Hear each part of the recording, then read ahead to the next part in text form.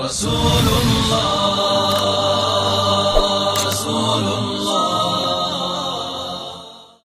kita Gus Khalil Ahmad As-Siddiq dari Magetan, Jawa Timur. Assalamualaikum warahmatullahi wabarakatuh.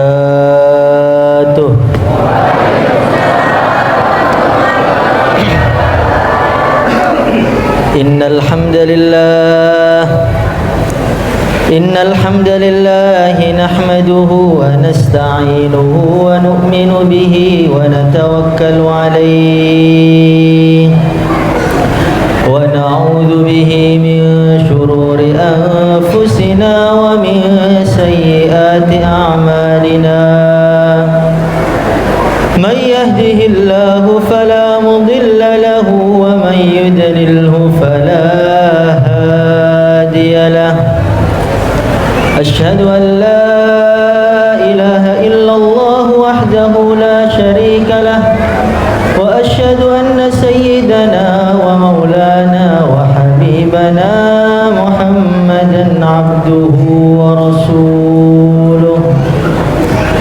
Allahumma salli wa sallim wa barik ala sayyidina Muhammad wa ala alihi wa ashabihi qabla kulli kalam. Allahumma salli ala sayyidina Muhammad 'inda kulli kalam. Allahumma salli ala sayyidina Muhammad ba'da kulli kalam. Allahumma salli ala sayyidina Muhammad 'adad al-asma'i wal absar. Allahumma salli ala sayyidina Muhammad 'adada ma wasi'ahu 'ilmullah. Qala Allah ta'ala fi kitabihil karim, qul bi fadlillahi wa bi rahmatihi fabidzalika falyafrahu huwa khairum mimma yajma'un. Wa qala alaihi salatu wassalam, kullu ummati yadkhuluna al-jannata illa man aba. Qila wa man ya'ba ya Rasulullah sallallahu alaihi wasallam. Qala Rasulullah sallallahu alaihi wasallam, man ata'ani dakhala al-jannah wa man asani faqad aba. Para ulama, para hadirin, para hadirat yang kami hormati, yang kami muliakan. Dalam satu riwayat, Al-Imam Al-Ghazali, beliau menceritakan satu kisah bahwa ketika Rasulullah sallallahu alaihi wasallam beliau pulang ke rumah, dalam Ihya ini beliau pulang ke rumah, jumpa dengan istri beliau yang paling istimewa. Siapa namanya? Sayyidah Aisyah radhiyallahu taala anha. Maka ketika beliau sudah mau berbaring, sudah mau tidur bersama Sayyidah Aisyah, beliau mengatakan, ya Aisyah, dharini ata'abbad li Rabbi. Wahai Aisyah, izinkan saya untuk menyembah Tuhanku. Ini baru mau tidur, baru selimutan, baru adab tidur, atau belum adab tidur mungkin. Maka Sayyidah Aisyah ini jawab dengan jawabannya itu sangat istimewa. Beliau mengatakan, ya Rasulullah sallallahu alaihi wasallam, yang enggak pengen dekat dengan engkau itu siapa? Semua orang itu melihat engkau betul-betul tergila-gila. Jangankan manusia, hewan pun tergila-gila dengan Nabi. makhluk yang paling terkenal tampannya yang kita ketahui Nabi Yusuf. Tapi dalam kisah-kisah Nabi Yusuf itu yang menggilai Nabi Yusuf itu manusia. Kalau Nabi Muhammad bukan hanya manusia, hewan pun tergila-gila dengan Rasulullah sallallahu alaihi wasallam. Jadi ketika Nabi Muhammad sallallahu alaihi wasallam masuk Gua Thur, maka di situ tuh banyak lubang-lubang isinya kalajengking. Yang kalau nyengat sekali bisa meninggal dunia. Maka Sayyidina Abu Bakar mengatakan pada Nabi, ya Rasulullah SAW, jangan masuk dulu ya Nabi Allah. Lah kenapa Abu Bakar? Ini banyak lubang, saya tutup dulu pakai baju saya. Maka ridaknya itu, selendangnya disobek, ditutup bolongannya 1, 2, 3, 4 sampai bajunya habis, tapi masih ada 1 lubang yang tersisa.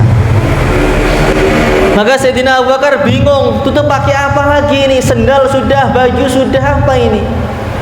Akhirnya saking cintanya beliau dengan Nabi, ditutup pakai lutut beliau. Lubang kalajengking tapi ditutup pakai dengkul, pakai lutut. Maka Nabi pun ketika malam itu istirahat, tidur. Tengah-tengah tidur kalajengkingnya sudah mulai nyengat tuh, teng sekali disengat. Maka Sayyidina Abu Bakar tuh nahan, sakitnya luar biasa. Maka beliau lihat wajah Nabi, sembuh lagi. Sengat lagi, teng, sakitnya luar biasa. Beliau lihat wajah Nabi, sembuh lagi. Wa maridin anta aiduhu qad atahu Allahu bil faraji. Kalau ada orang kok sakit parah, dijenguk dengan Nabi, maka seketika sakitnya sembuh. Kenapa? Karena perihnya rasa sakit tidak seimbang dengan nikmatnya melihat wajah Rasulullah sallallahu alaihi wasallam. Maka akhirnya disengat. Maka Nabi tanya, Abu Bakar, kamu kok getar-getar tuh ada apa? Ini ada kalajengking ya Rasulullah sallallahu alaihi wasallam. Maka Nabi bilang, singkirkan kakimu, saya panggil kalajengkingnya ini. Dipanggil kalajengking. Ini ada sahabat saya yang menemani saya hijrah, orang yang paling saya cintai. Kalau saya mengambil kekasih, tentu Abu Bakarnya adalah kekasihku.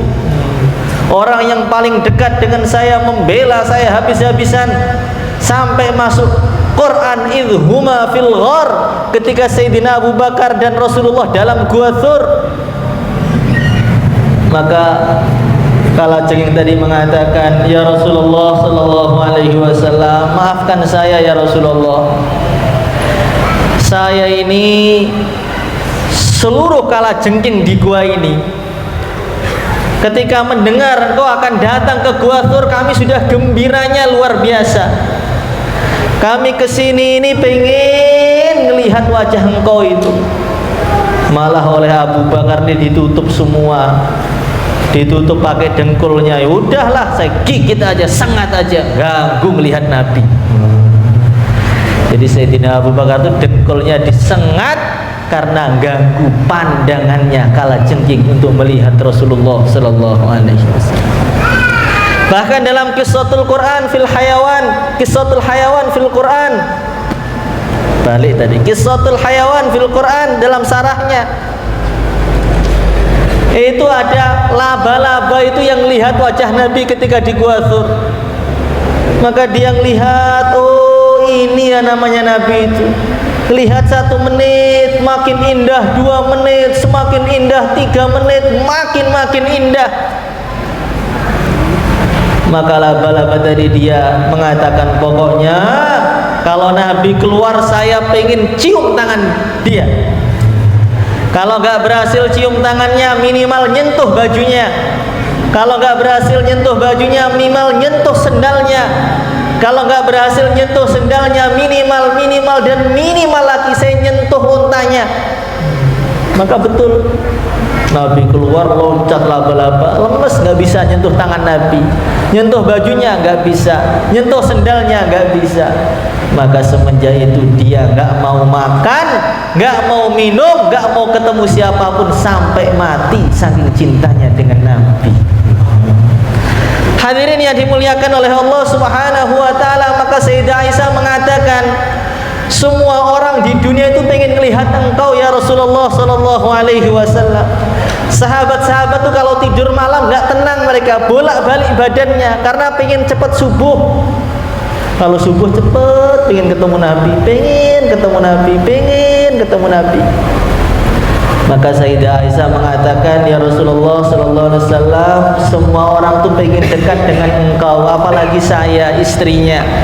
Tentu saya sangat pengen dekat dengan engkau. Kesenangan saya, cita-cita saya itu bisa dekat dengan engkau. Tetapi ya Rasulullah sallallahu alaihi wasallam, cita-citaku, kesenanganku, seleraku saya korbankan demi kesenanganmu. Maka Nabi pun mulai wudu, kemudian sholat. Dalam sholatnya Nabi mengatakan, ulang-ulang satu ayat, in tu'adzibuhum fa innahum ibaduk wa in taghfir lahum fa innaka antal azizul hakim. Nangis, ya Allah, kalau engkau azab umatku itu ya Allah, mereka itu adalah hamba-hambamu juga.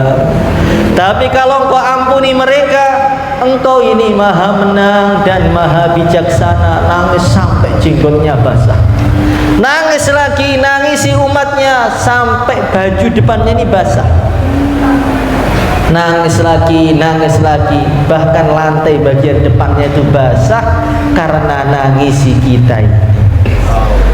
Maka Sayyidah Aisyah itu langsung datang, gak betah melihat Nabi itu.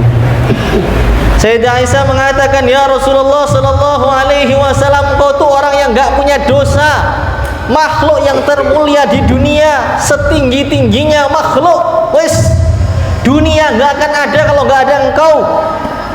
Kenapa engkau ibadah itu kok memaksakan diri, sholat lagi, nangis lagi, kenapa? Maka Nabi mengatakan, wahai Aisyah, afala akunu abdan syakura, apakah tidak sepantasnya saya ini menjadi seorang hamba yang bersyukur? Hadirin yang dimuliakan oleh Allah Subhanahu wa taala, syukur itu sepertinya gampang tapi sangat sulit. Maka dalam satu hadis dikatakan, at-ta'im asyakir bimangzilatis shaim as-sabir. Orang makan dengan syukur itu pahalanya, tingkatannya sama dengan orang puasa yang sabar. Makan yang syukur itu mirip atau sama dengan orang puasa yang sabar. Kalau begitu makan terus saja, nggak usah puasa, begitu? Bukan. Maknanya bagaimana hadis ini? Maknanya syukur itu nggak mudah. Karena manusia itu punya sifat tuh bosenan tuh, masya Allah. Dengan nikmat tuh gampang lupa. Itu Bani Israel. Bani Israel itu anak-anaknya Nabi Ibrahim, Nabi Ishak. Masya Allah, ini bukan nabi tapi seperti nabi. Wa dhallalna 'alaikumul ghamam wa anzalna 'alaikumul manna wassalwa. Bani Israel itu kalau jalan langsung mendung itu turun menaungi dia kemanapun pergi, sampai anak kecilnya. Jadi keluar rumah langsung mendung itu datang, naungi, jadi payung kemanapun perginya. Bukan nabi tapi punya karomah seperti mukjizatnya nabi. Bani Israel itu saking Allah muliakannya itu kalau lahir langsung tutup aurat. Jadi lahirnya itu langsung pakai baju, dan bajunya itu bagus betul. Bajunya tidak bisa pudar warnanya, tidak bisa usang. Bajunya itu bisa besar seukuran tubuhnya, tambah gede, tambah besar, tambah besar, tambah besar. Gak perlu ganti baju sampai meninggal. Bani Israel itu kalau bangun pagi itu sudah datang itu burung-burung panggang yang enaknya itu Masya Allah. Kemudian di pohon-pohon itu sudah siap sejenis madu itu, manna wassalwa itu. Masya Allah, ada burung panggang dan minumannya itu, cemilannya itu madu yang enaknya luar biasa. Saking enaknya manna wassalwa, kalau dia itu makan, ini makanan dari surga ini. Orang dunia tapi dikirim makanan dari surga. Saking enaknya manna wassalwa itu, sampai ketika mereka makan itu nggak bisa kedip. Oh, enaknya Masya Allah. Makan lagi langsung keringetan.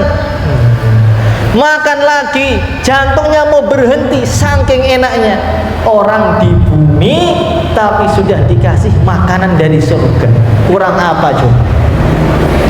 Minumannya Allah turunkan dari langit itu satu batu, dipukul oleh Nabi Musa, maka keluar dari batu itu mata air yang segarnya luar biasa enak, dingin sekali. Seluruh daging-daging nggak bisa busuk. Kalau sekarang daging 3 hari busuk, Bani Israel daging nggak bisa busuk. Nyembelih korban sekarang sampai tahun depan masih bisa. Kurang apa Bani Israel itu? Ditunggu oleh Nabi Musa.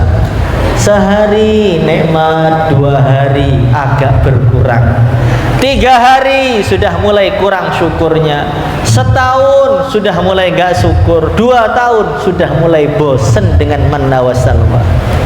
Maka dalam Quran Bani Israel mengatakan, wa idh qultum ya Musa lan nasbira ala ta'amin wahid fad'u lana rabbaka yukhrij lana mimma tunbitul ardu min bakliha wa kithaiha wa fumiha wa adasiha wa basaliha. Ya Nabi Allah, makanannya kok gini-gini terus toh, nggak sabar saya.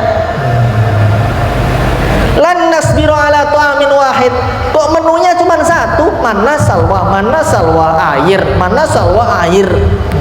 Yang lain gitu loh. Minta kepada Tuhanmu agar keluarkan dari bumi itu timun, sayur-sayuran, bawang merah, bawang putih, itu kan banyak macamnya. Hidup tuh berwarna gini-gini aja, bosen saya. Jadi makhluk itu, manusia itu, seumpama dikasih makanan dari surga pun, kalau nggak ganti menunya, bosen.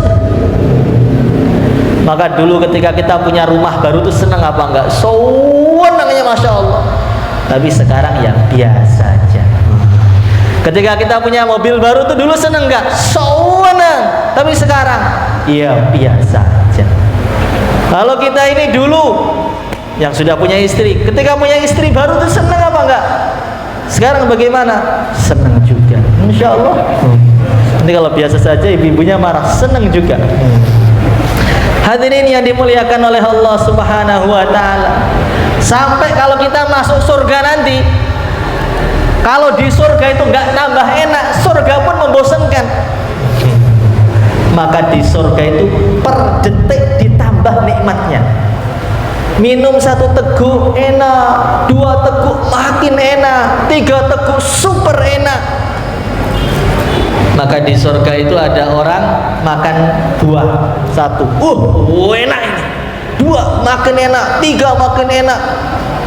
Sampai malaikat itu datang, Pak, saya lihat kamu sudah berhari-hari kok makan buah 1, terus buah lain nganggur semua itu loh. Itu istrinya sudah nunggu di sana itu loh, makan aja.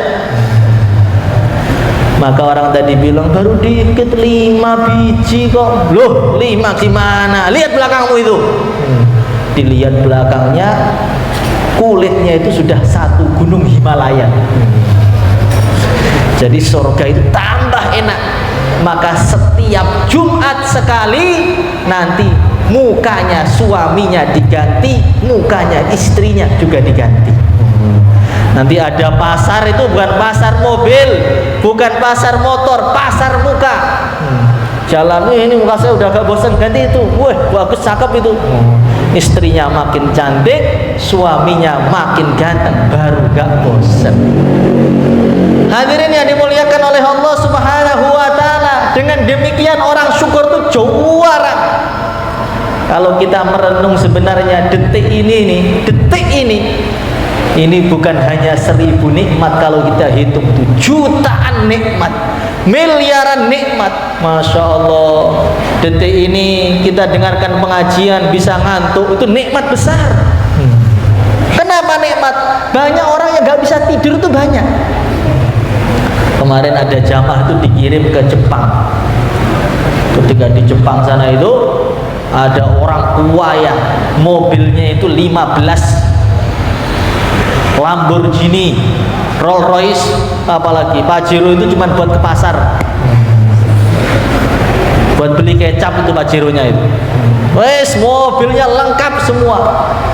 Dia jalan tuh wajahnya sedih betul. Ditanya mau kemana tuan? Mau bunuh diri. Loh, kau bunuh diri? Gak punya uang, uang banyak. Rumah saya ada 50 rumah, perumahan punya saya semua itu. Kenapa bunuh diri? Saya ini Pak, sudah 2 bulan gak bisa tidur. Saya kasih obat tidur tuh udah gak ngefek. Dulu minum obat tidur, sekarang dengan obat tuh gak bisa tidur. Oh, ayo ikut kami masuk masjid. Oh, gak mau. Sama aja orang-orang itu. Sebentar aja Pak, ikut bentar aja. Akhirnya mau. Akhirnya masuk masjid, diajak taklim, diajak baca kitab hadis itu. Bismillahirrahmanirrahim. Nabi Muhammad bersabda, Allah berfirman, langsung tidur 3 jam. Jadi dengarkan taklim itu, dengarkan majelis bayang itu langsung tidur, sakinah mawaddah warahmah. Masya Allah. Maka dia bangun itu seger. Kamu tadi ngasih obat saya apa? Enggak, obatnya itu dengar pengajian. Kalau orang dengar pengajian langsung ngantuk nanti. Hadirin yang dimuliakan oleh Allah Subhanahu wa taala. Jadi kita bisa tidur tenang sambil habis ngerokok, tidur itu nikmat besar. Banyak orang yang nggak bisa tidur itu. Orang kaya yang dunia banyak itu banyak nggak bisa tidur itu. Saya kemarin di Jakarta itu ketemu orang, main ke rumahnya itu. Masya Allah, rumahnya bagus, mobilnya Mercedes Benz, diekrom makan di rumahnya. Maka dia bilang, Gus, doakan saya Gus. Doakan apa lagi nih? Biar rizkinya lancar. Allahu Akbar.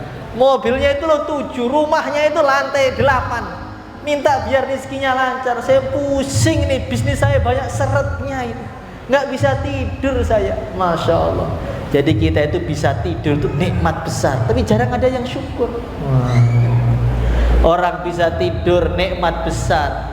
Orang-orang kaya itu banyak di harapan kita sana di Jakarta itu, yang jantungnya jebol, kita jantungnya masih bagus, ini nikmat besar. Orang banyak yang matanya sakit, kita matanya sehat, nikmat besar. Saking banyaknya nikmat, ribuan jutaan nikmat kepada kita itu, sampai gak kerasa punya nikmat, bahkan perasaannya dunianya penuh dengan azab. Maka kalau orang tuh ditanya, Pak, gimana kabarnya Pak? Duh, banyak masalah ini. Pak, gimana Pak? Ini ekonominya sedang seret Pak. Ini anak sedang nakal Pak. Ini istri sedang kabur Pak. Jarang orang itu ditanya, Alhamdulillah, longgar hati saya. Jarang. Karena manusia itu kalau nikmat sudah terlalu sering, nanti bukan terasa sebagai nikmat lagi. Setiap kita itu miliaran nikmat. Ini hujan, ini nikmat apa enggak ini? Nikmat besar. Ketika musim hujan datang, senang orang itu. Lama-lama biasa. Lama-lama agak sumpek dikit. Nanti kalau sudah hujan, pas pengajian hujan lagi. Jadi hujan yang begitu besar nikmatnya itu jadi terasa seperti musibah. Hadirin yang dimuliakan oleh Allah Subhanahu wa taala, maka majelis kita ini adalah majelis nyukuri nikmat-nikmat Allah yang begitu besar kepada kita, yang begitu banyak. Termasuk nikmat yang besar yang Allah berikan kepada kita ini, sebagian anak-anak kita ini ditolong oleh Allah untuk belajar ilmu agama. Ini nikmat besar. Anak kita tahu 1 ayat Al-Quran, 2 ayat Al-Quran, 3 ayat Al-Quran, itu nikmat yang lebih mahal daripada dunia dengan segala isinya. Itu Nabi Musa itu dengan Fir'aun itu sudah gemesnya luar biasa itu. Fir'aun itu ngaku jadi Tuhan, orang-orang dizolimi oleh oleh dia. Sampai Nabi Musa itu doakan biar Fir'aun itu cepat hancur. Wa qala Musa rabbana innaka ataita fir'auna wa malahu zinatan wa amwalan fil hayatid dunya rabbana liyudillu an sabilik rabbana tmis ala amwalihim washdud ala qulubihim fala yu'minu hatta yarawul adzabal alim. Ya Allah, sudahlah ya Allah, hancurkan tuh Fir'aun tuh ya Allah. Tapi Fir'aun itu bukan makin hancur, makin seger, makin bisa lari pagi, nyembelih orang. Wes, makin menggila dia. Diistighosai bin hancur tuh makin kuat. Maka Nabi Musa tanya, ya Allah, Fir'aun itu kok diopeni itu buat apa tuh? Sudah ngaku jadi Tuhan, hari-hari bunuh orang, mau diapakan? Fir'aun itu orangnya itu nggak pernah sakit. Jadi kalau orang nggak pernah sakit jangan bangga. Fir'aun itu seumur hidup nggak pernah sakit, seger terus, nggak pernah flu, nggak pernah sakit perut, jagoan terus. Maka akhirnya gimana? Akhirnya Nabi Musa itu tanya, ya Allah, Fir'aun itu kenapa nggak hancur-hancur itu kenapa? Maka Allah berfirman, hei Musa, coba kamu ke kerajaannya Fir'aun itu, kamu lihat di gerbangnya itu ada apa? Ternyata di gapura rumahnya itu ada tulisan Bismillahirrahmanirrahim.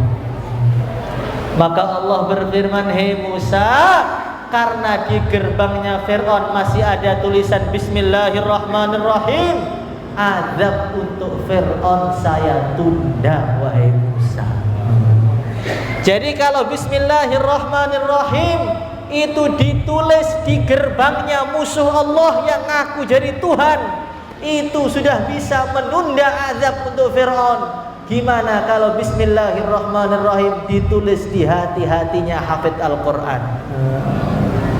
Maka anak kita itu tahu 10 ayat, itu sudah nikmat besar. Jangan anaknya telepon orang tuanya, Pak, ini saya sudah hafal 1 juz Pak. Lah, 1 juz saja. Nanti kalau 2 juz baru saya syukuri. Pak, sudah 2 juz, baru 2 juz masih kurang 28.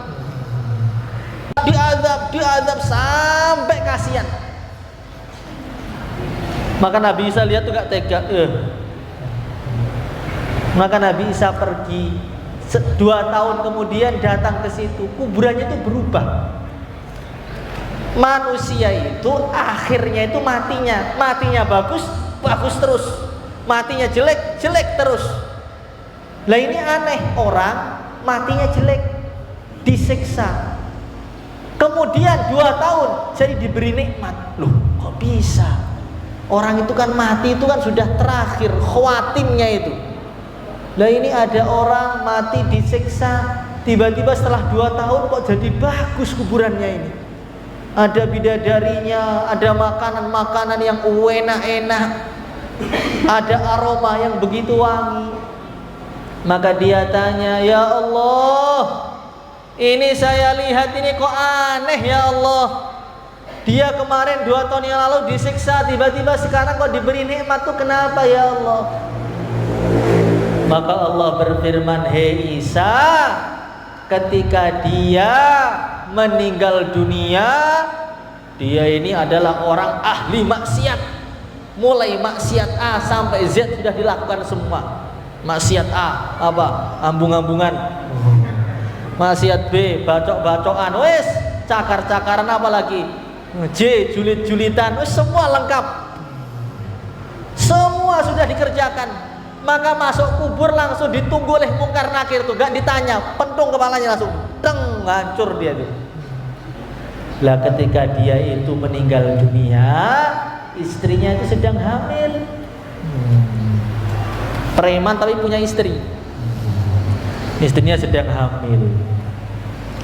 Lah ketika hamil, anaknya itu sudah mulai besar. Masuk umur 2 tahunan itu baru sudah ngomong dikit-dikit, diajari Quran di TPA itu. Bismillahirrahmanirrahim. Bismillahirrahmanirrahim. Susah gitu kan.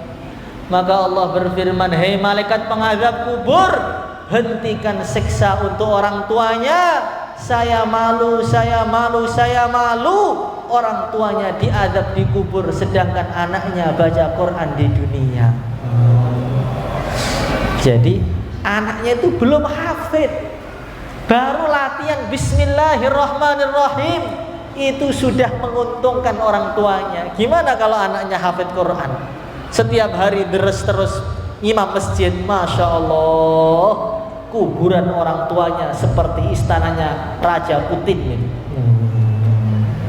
Hadirin yang dimuliakan oleh Allah Subhanahu wa ta'ala. Maka ada orang NU. Orang NU sukanya ziarah kubur. Ziarah kubur, ada kuburan itu dia ziarah. Tapi karena ngantuk, la ilaha illallah, la ilaha, ketiduran. Ngimpi jumpa dengan ahli kubur semua. Tiba-tiba itu datang ke kuburan itu paket. Maka mereka tuh rebutan, tarik-tarikan paket itu. Lah, salah satu pojokan kuburan sana, di pojokan kuburan tuh ada satu orang tuh santai, gak ikut rebutan, sambil sender, ngopi sambil main HP, wifian di kubur. Maka bagaimana? Dia tuh datang kepada satu orang yang santai itu, Tuan, ini paket dari mana? Kenapa orang-orang kok rebutan semua paket tadi? Lah kenapa Tuan kok santai sambil jagung ngopi itu kenapa? Kata dia, itu paketnya itu dari kiriman penduduk dunia. Penduduk dunia itu kalau baca Fatihah waktu tahlilan itu, ila jami'il muslimin al-Fatihah, kepada seluruh umat Islam al-Fatihah, itu dikirim ke seluruh dunia itu. Lah ada orang tuh yang kurang, kuburannya itu panas, gak ada angin-anginnya, banyak maksiatnya itu. Maka dia itu ngerebut punya orang lain, diambil ben rada adem kuburannya itu. Kalau saya nggak perlu rebutan, anak saya itu di dunia setiap hari baca Quran itu 5 juz.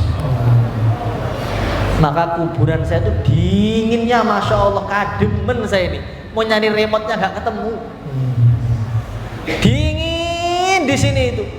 Anak saya itu di dunia di atas sana pedagang, tapi pedagangnya bukan pedagang biasa, pedagang tamatan pesantren.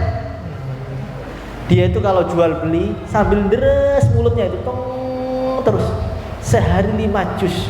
Yang untung itu saya, kakek saya 7 keturunan tuh adem semua gara-gara punya cucu yang hafid Quran. Maka anak itu hafid Quran satu saja itu sudah ngademkan kuburan ayahnya, bahnya sampai ke 7, bahkan sampai ke 10. Maka zaman dahulu ini, zaman Wali Songo, zaman tahun 500-an, 500 tahun yang lalu, bukan 500-an, 500 tahun yang lalu. Kalau orang itu mondokkan anaknya ke pesantren, Assalamualaikum Pak Yai. Salam. Ada apa? Memondokkan anak. Berapa? 1 anak. Daftarnya berapa? 100.000. Dia bayarnya itu 1 juta, bukan 1 juta, 10 bayarnya itu. Loh, Pak, kenapa bayarnya 10? Karena saya dengar kalau anak hafid Quran 1 akan memasukkan 10 keluarganya yang wajib masuk neraka. Berarti daftarkan anak 1 seperti daftarkan 10 keluarga masuk surga. Lah yang daftar 10 masa yang bayar cuma 1, Pak? Saya bayar 10 insya Allah. Ini guyon aja. Maknanya bagaimana? Maknanya anak yang hafid Quran itu tameng buat ayahnya, buat anak, buat saudaranya, buat mbahnya, bahkan buat tetangganya. Itu nanti di akhirat tuh ada orang tuh syafaatnya 10 minimal. Ada yang 100, ada yang 1000, ada yang Allah izini syafaatnya itu 1 juta, ada yang 10 juta. Jadi saking alimnya, saking walinya, kayak Wali Songo itu, Sunan Ampel itu mungkin syafaatnya 10 juta atau 100 juta ya. 1 orang sudah bisa masukkan seluruh Kalimantan Barat ke surga.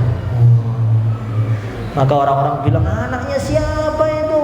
Oh, kula Pak, anak yang mondok di tempat Ustaz Khairi itu loh, yang bulanannya sering terlambat itu loh. Tapi ternyata jadi hafid Quran yang membanggakan orang tuanya di bumi dan di langit. Insya Allah. Ini nikmat besar. Anaknya mulia, orang tuanya mulia, yang lihat pun mulia. Orang tuh melihat wali itu, baru melihat aja.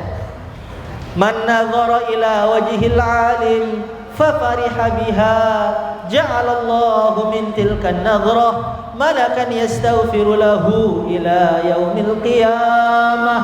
Barang siapa yang melihat wajahnya orang alim, fa fariha biha, kemudian dia gembira, sewenang, bukan dongkol, sewenang, maka Allah menciptakan setiap satu pandangan, diciptakan 1 malaikat yang mintakan ampun untuk dia sampai hari kiamat. Kalau melihatnya sejam, kira-kira malaikatnya berapa? Kalau melihatnya sudah 10 tahun, kira-kira malaikatnya gimana? Berapa? Masya Allah. Hadirin yang dimuliakan oleh Allah Subhanahu wa ta'ala, anaknya mulia, orang tuanya mulia, yang lihat mulia, yang duduk di sampingnya pun mulia. Dalam hadis Nabi mengatakan, man jalasa liman faka'annama jalasani fid dunya wa man jalasani fid dunya ajlastuhu ma'i yaumal qiyamah. Barang siapa yang duduk dengan orang alim, dengan para ulama, maka seakan-akan dia duduk bersama saya di dunia. Barang siapa yang duduk bersama saya di dunia, sabda Nabi, dia akan saya dudukkan di sampingku nanti di surga Firdaus. Jadi ngelihatnya untung, duduk juga untung, seneng tok juga untung. Masya Allah, seneng aja untung. Maka Sayyidina Anas, beliau mengatakan,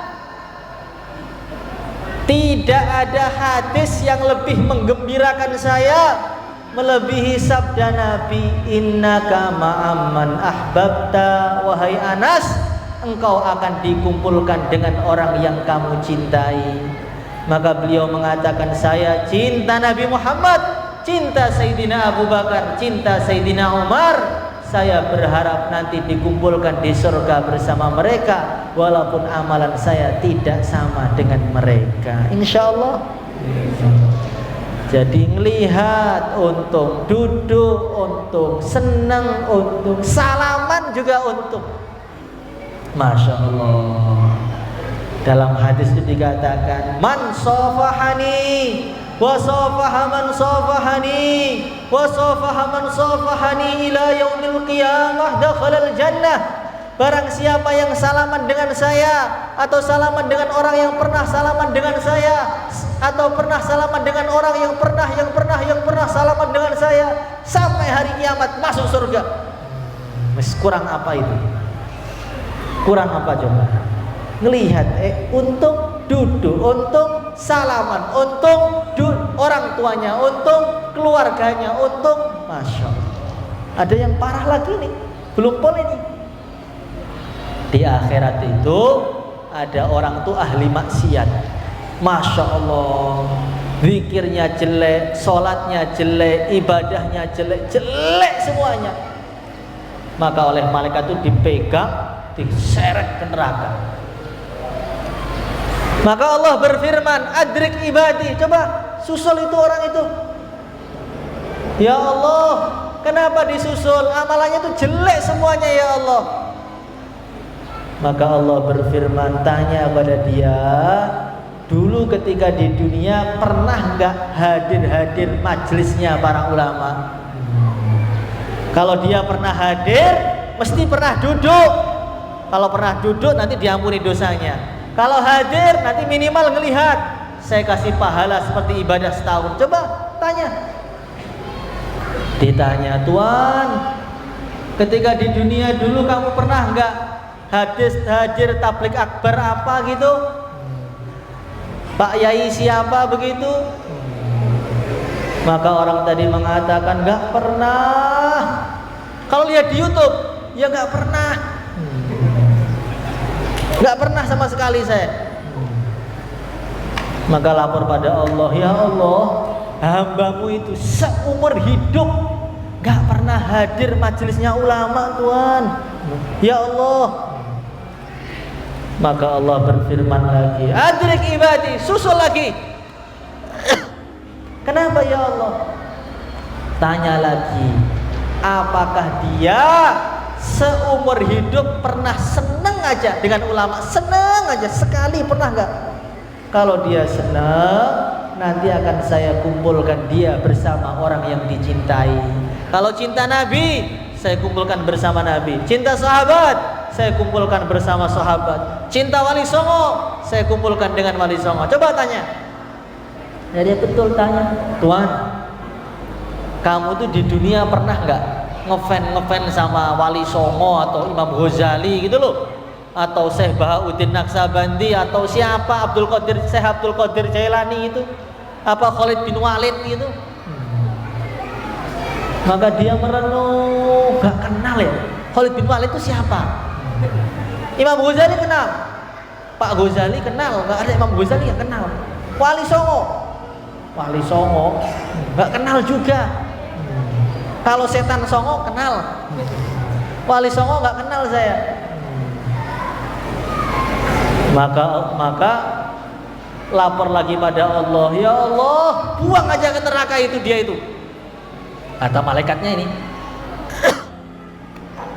Maka Allah berfirman, susul lagi, disusul lagi ya Allah. Iya, susul lagi. Apalagi yang bisa menyelamatkan dia? Tanya kepada dia, hallahu sadiqan yuhibbu aliman, apakah dia punya teman yang temannya tadi cinta dengan ulama? Maka ditanya, Kang, kamu tuh punya gak sih teman yang cinta ulama itu? Mikir lama betul itu. Oh ada. Teman ngopi saya itu ada satu yang sering ngefan dengan ulama itu. Maka dilaporkan Allah, ya Allah, dia punya teman satu, tapi ya Allah, itu cinta ulama, tapi cintanya juga pakai YouTube. Maka Allah berfirman, ghafartu lahu lidzalik, semua dosanya saya ampuni karena dia punya teman yang temannya cinta dengan ulama. Maka anak kita di pondok itu syukurnya luar biasa. Kita hari ini kumpul di sini mau syukuran bareng-bareng, insya Allah.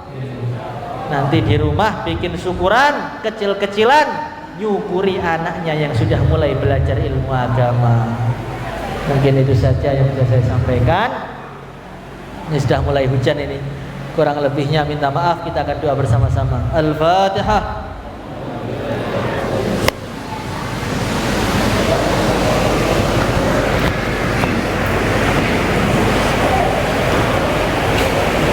Allahumma salli ala Sayyidina Muhammad wa ala ali Sayyidina Muhammad kama sallaita ala Sayyidina Ibrahim wa ala ali Sayyidina Ibrahim fil alamin innaka Hamidum Majid. Allahumma atil umrana ya Allah. Ya Allah, dengan berkahnya guru-guru kami dan berkahnya Rasulullah sallallahu alaihi wasallam, ampunilah dosa-dosa kami ya Allah. Ampunilah dosa anak cucu kami ya Allah, dosa kedua orang tua kami ya Allah, dosa umat Islam di seluruh alam ya Allah. Ya Allah, dengan berkahnya Rasulullah sallallahu alaihi wasallam, berilah pada kami iman yang sempurna, yakin yang mantap, rezeki yang banyak, yang halal, yang barakah ya Allah. Ya Allah, berilah rezeki kepada kami anak-anak yang saleh, anak-anak yang takwa, yang gembirakan dunia kami, gembirakan di kubur kami, gembirakan di akhirat kami nanti ya Allah. Nuntun kami bersama-sama dengan istri kami ya Allah di surga Firdaus tanpa hisab, tanpa adab ya Allah. Jadikanlah pondok kami ini ya Allah pondok yang barakah, tambahilah santrinya, jadilah tempat kumpulnya para ulama, para wali-walimu ya Allah. Ya Allah, jadikanlah kampung kami seperti kampung Madinah Munawwarah, laki-lakinya seperti laki-lakinya para sahabat, perempuannya seperti perempuannya sahabiah ya Allah. Innaka ala kulli syai'in qadir wa bil ijabati jadir. Sallallahu wasallam ala sayyidina maulana Muhammad wa ala alihi wa sahbihi ajmain. Alhamdulillahi rabbil alamin. Al-Fatihah.